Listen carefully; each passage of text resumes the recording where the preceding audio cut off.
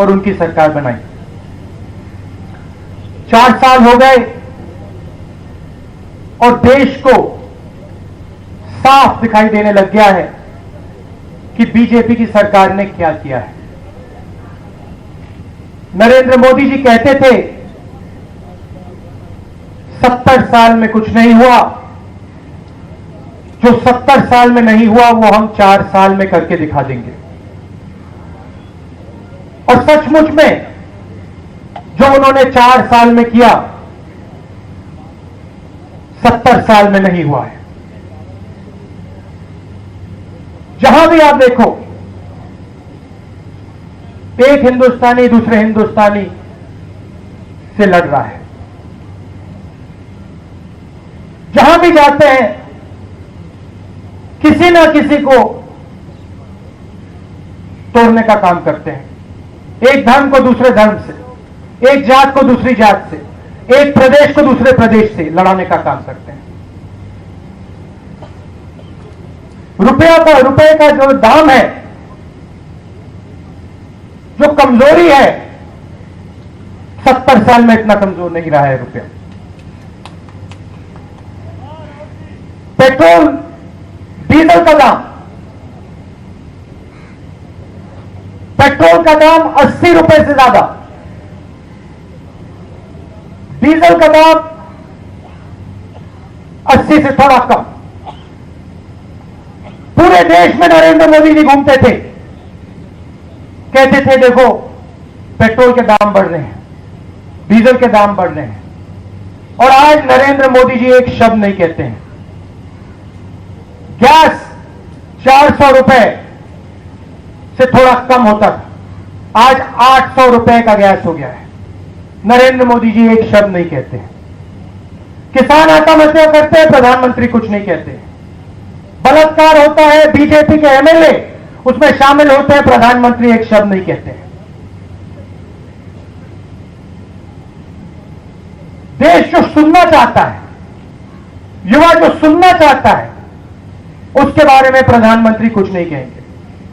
स्वच्छ भारत की बात करेंगे, पूरे देश में टॉयलेट बना दिए हैं, टॉयलेट में पानी नहीं है। पता नहीं कौन सी दुनिया में है, भाषण देते रहते हैं और देश उनको देखकर तंग आ गया है। दुख है, किसान को रास्ता नहीं दिख रहा है, मजदूरों को रास्ता नहीं दिख रहा है। रास्ता हिंदुस्तान में आज सिर्फ 15-20 लोगों को दिखाई दे रहा है, वो है सबसे बड़े हिंदुस्तान के क्रोनी कैपिटलिस्ट। किसान का कर्जा माफ नहीं किया जा सकता है, मगर एक उद्योगपति को 45,000 करोड़ रुपए का तोहफा दिया जा सकता है, फ्री गिफ्ट दिया जा सकता है। पार्लियामेंट हाउस में राफेल पे सवाल उठाए जाते हैं, प्रधानमंत्री सवाल का जवाब नहीं दे पाते हैं। और हिंदुस्तान के युवाओं को यह सुनना चाहिए, ये जो पैसा नरेंद्र मोदी जी ने अपने एक मित्र को दिया है,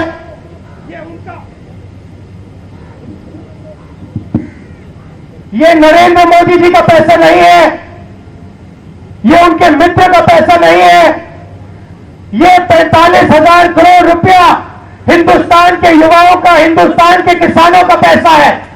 और अगर ये चोरी हुई है तो ये आपके जेब से हुई है, आपका पैसा आपसे छीना गया है। प्रधानमंत्री जी ने नोटबंदी की बात की,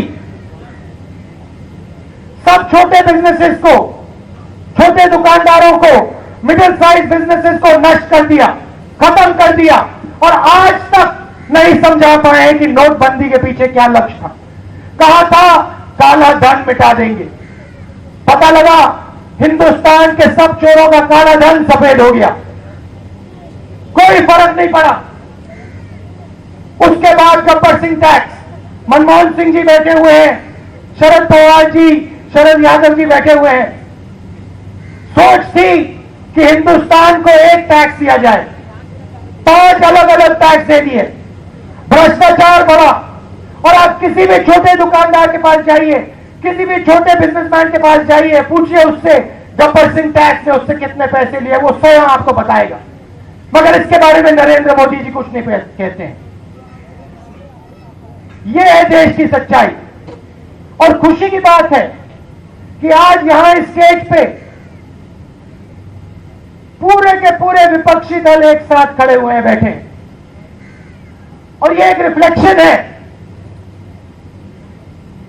विचारधारा एक है और हम एक साथ मिलकर, सब एक साथ मिलकर बीजेपी को हराने जा रहे हैं। मगर दुख की बात है, और जो दुख देश की जनता में है वो हम सब के दिल में है। जो दुख किसानों के दिल में है, युवाओं के दिल में है, हमारी माताओं बहनों के दिल में है, वो इन सब नेताओं के दिल में है, मगर नरेंद्र मोदी जी और बीजेपी के नेताओं के दिल में नहीं है। ये फर्क है हम में और उनमें। और हम आपको यहां से वायदा देते हैं कि हम सब मिलकर एक साथ बीजेपी को हटाने का काम करेंगे। जो हमारे सीनियर नेता यहां आए हैं, आप सबका मैं दिल से धन्यवाद करना चाहता हूं। प्रेस के हमारे मित्रों, मैं जानता हूं आपको भी काफी कठिनाइयां होती हैं आजकल, आपको भी झिझक के लिखना पड़ता है, थोड़ा डर के लिखना पड़ता है, मगर ये जो यहां लोग खड़े हैं, यहां जो लोग बैठे हैं, ये आपको आश्वासन देते हैं कि हम आपके साथ खड़े हैं। जो आप लिखना चाहते हो आप दिल से लिखो, जो आप कहना चाहते हो आप खुल के लिखो, घबराने की कोई जरूरत नहीं है। पूरा देश आपके साथ है। धन्यवाद, नमस्कार, जय हिंद।